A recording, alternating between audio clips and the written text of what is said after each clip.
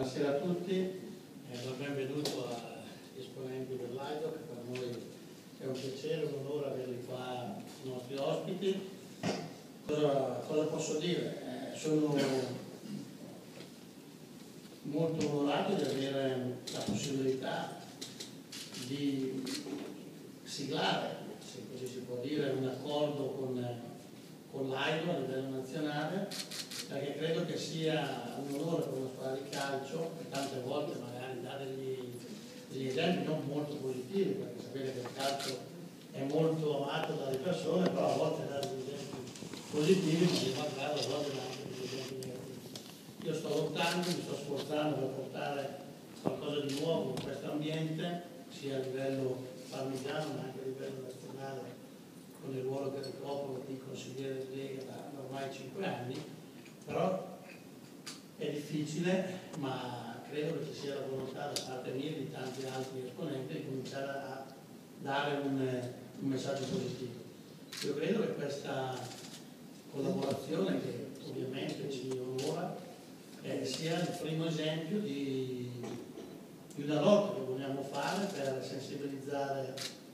la popolazione, tutti gli appassionati di calcio, tutta la gente che segue il calcio, a un bene che è un bene di tutti. Io, ripeto, sono anche particolarmente emozionato perché questo è un argomento molto delicato che tocca tutti noi uomini, tutte noi persone, perché è chiaro che l'AIDO dà ogni giorno, ogni momento, ogni secondo la possibilità a tanta altra gente che può avere la possibilità di continuare a vivere, perché è vero che vengono coinvolte persone che purtroppo perdono la vita, ma altrettanto vengono coinvolte persone che continuano a vivere grazie a questa associazione e a tutti coloro che ne fanno parte. Sono un po' in difficoltà a parlare di questi argomenti perché non vorrei fare degli errori o non trasmettere esattamente quello che è il vostro messaggio, però siccome